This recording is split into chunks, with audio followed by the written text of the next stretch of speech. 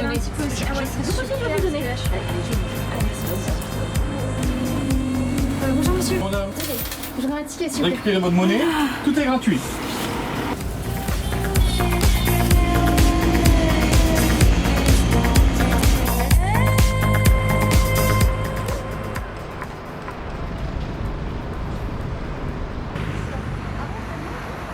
On avait une volonté d'agir notamment pour les familles, et prioritairement sur le transport scolaire. Hein, on dit l'école est gratuite, mais quand on doit commencer l'école gratuite par payer du transport, elle l'est déjà un peu moins pour nos concitoyens. Et quand on a regardé ce que nous coûtait le transport scolaire, qui a été la première option qu'on défendait, le reste pour avoir un transport public, collectif, gratuit et universel, en fait, c'était pas le plus cher. C'est pas ce qui coûtait le plus. Donc on a commencé par étapes. Quand on a validé le transport scolaire gratuit, il y avait encore un petit effort à faire pour avoir tout le transport gratuit. Bonjour. La fréquentation elle a beaucoup augmenté, mais surtout au niveau des scolaires. Parce que vu que du coup le bus il est gratuit pour les scolaires, pour les parents c'est beaucoup plus avantageux qu'ils prennent le bus que les envoyer en voiture. Et puis il fait des petits trajets, hein. Ça peut faire juste pour 1 ou 2 arrêts. Mais justement on voit le bus, on en profite pour prendre le bus quoi. Faut pas oublier que la gratuité n'est jamais gratuite, il y a toujours quelqu'un qui paye au final, hein. Donc ça il faut pas l'oublier non plus, c'est une fausse gratuité. Mais pour un certain public, ouais ça peut être très très intéressant. Moi je voyais des familles, surtout les familles où il y a un seul parent avec des enfants, pour eux ils étaient écartés de beaucoup d'aides. Pour eux c'est vraiment bien quoi.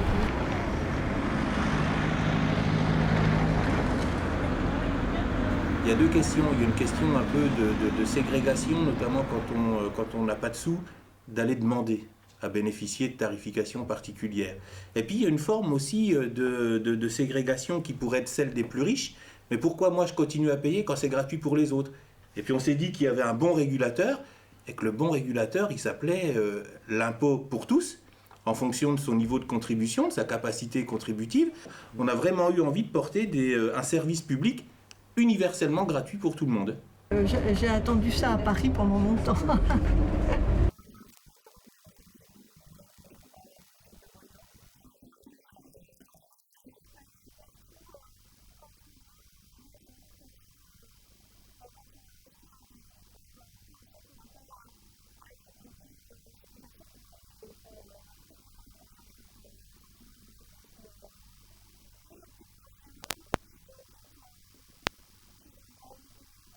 Dans le mois qui a suivi, la hausse de fréquentation, en continuant avec les mêmes mesures que précédemment, nous donnait un résultat entre 18 et 20%. Et ça ne s'est pas démenti depuis. Donc l'offre n'a pas été diminuée, mais même on l'a augmentée matériellement, si je puis dire, puisque dans l'intervalle, on a mis en place une navette supplémentaire gratuite qui fait la liaison entre le centre-ville et la gare de Morlaix. Alors évidemment, ça a un coût pour la collectivité, mais c'est un choix politique pour ces deux raisons, donc à la fois environnementale et aussi sociale.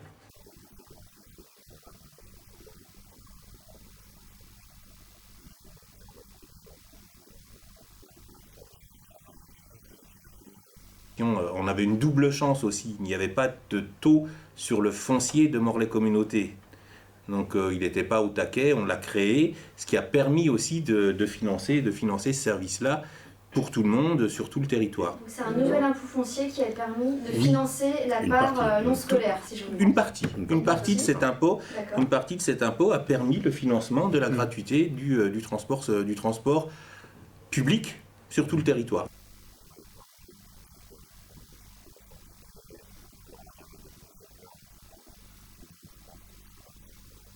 Sur l'ensemble du réseau, on avait deux contrôleurs qui venaient. Et de temps en temps, en renfort, ils faisaient des grosses opérations avec toute l'équipe de la direction, faire des grosses opérations de contrôle. Donc les deux contrôleurs, donc le premier est parti en conduite parce qu'il avait son permis de transport en commun. La deuxième personne a fait un peu plus de médiation, on va dire, à la place du contrôle. plutôt contente d'avoir lâché ma casquette de contrôleuse, du coup, qui est un métier qui n'est pas très gratifiant. Moi, j'ai un côté, voilà, un boulot un petit peu plus cool, du coup, dans la médiation, dans le sens où je suis plus là pour répondre aux questions des gens et tout ça, voilà, plus pour les accompagner, enfin, un rôle plus sympa. Tous les petits jeunes, surtout, des fois, je les croise avec le fourgon et puis on me taquine, ah, la contrôleuse. Puis maintenant, vous pouvez plus rien faire. Je dis, mais moi, je suis contente, les gars. Voilà, plutôt que vous courir après, monter dans le bus, vous repartir en courant, je préfère que ce soit gratuit et que tout se passe bien, en fait, tout le monde est content et puis c'est bien, quoi. Voilà. C'est sûr que demander un titre de transport, forcément, pour les gens qui fraudent, c'est forcément un conflit qui arrive. Aujourd'hui, il y a plus ce conflit-là. Ouais. Par contre, ça rentre comme ça veut, c'est notre problème. Voilà. C'est notre clientèle aussi, hein, ce que je disais. Bon, ça va qu'on est suremballé, c'est encore petit. Il y a quelques incivilités, mais je trouve pas qu'il y en ait plus qu'avant, en fait. Moi, je trouve qu'au contraire, les gens sont peut-être, voilà, les gens sont plus cool. Le fait que ce soit gratuit, c'est sympa, c'est bien pour la ville, enfin voilà. On manipule plus d'argent, quelque part, au niveau sécurité, c'est pas plus mal. Ouais, voilà.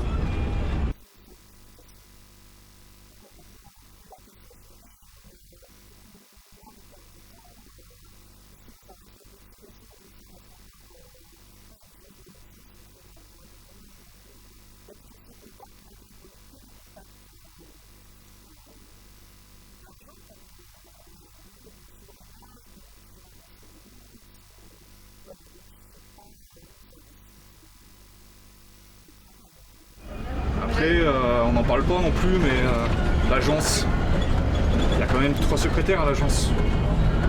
3 secrétaires. Avant, les secrétaires vendaient des tickets, des carnets de tickets. Elles faisaient les coupons mensuels, elles faisaient les coupons annuels. Tout ça, c'est fini. Qu'est-ce qu'elles font aujourd'hui? Je me pose la question. Il n'y a plus grand-chose pour 3 secrétaires, il n'y a plus grand-chose. Et c'est un peu dommage et c'est inquiétant. On a posé la question, on nous a dit « vous inquiétez pas ». Voilà la réponse qu'on a eue. Ils ont eu des craintes. Oui. Parce qu'une fois la décision politique, on a pris contact avec leur employeur et ça a généré une crainte chez eux, mais est-ce qu'on va perdre de l'emploi? On a immédiatement dit que de toute façon, désormais, comme notre objectif c'était d'augmenter la fréquentation des bus, les contrôleurs, on allait arrêter de leur faire vérifier des billets de transport, ils allaient devenir des médiateurs. Il y avait un changement de situation, donc des réorientations de certains personnels à faire, hein, donc dans la direction de la médiation, du conseil, etc. Et en tous les cas, financièrement, puisqu'on est en contrat avec un délégataire, on a assuré complètement l'absence de recettes comment dirais-je, de transport, hein, complètement, intégralement. Donc le délégataire, comment dirais-je, a un niveau de recettes absolument identique et ça n'a pas été du tout remis en cause. Donc ça ne donnait pas lieu. Tous ses effectifs. Il pouvait garder donc tous ses effectifs.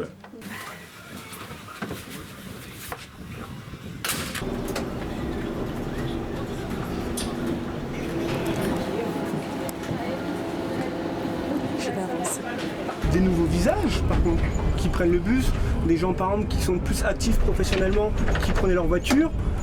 Il y en a un petit peu comme de ce public-là qui prend le bus, quand même, quoi. Mais pas encore suffisamment. Je pense qu'il y a les horaires de bus qu'il faut qu'ils soient adaptés aussi à ce public-là.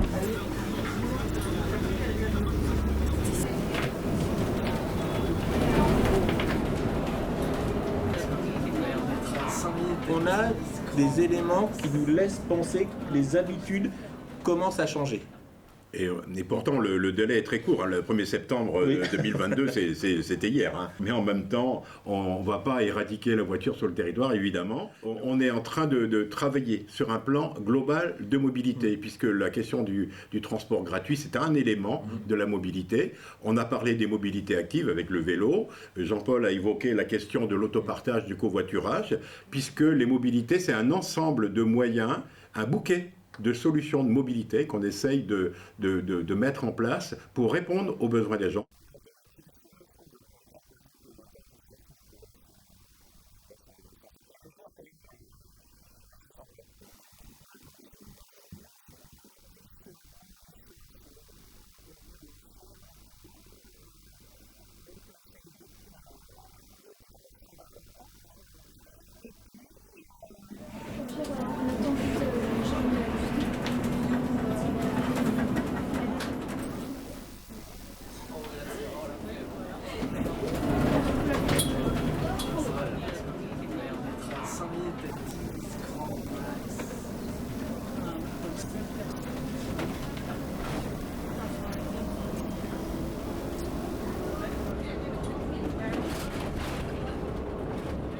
certains ont très envie de basculer, mais la part de la billettique étant beaucoup plus importante que chez nous, l'effort fiscal à fournir pour arriver à la gratuité est d'autant plus fort, voire même compliqué.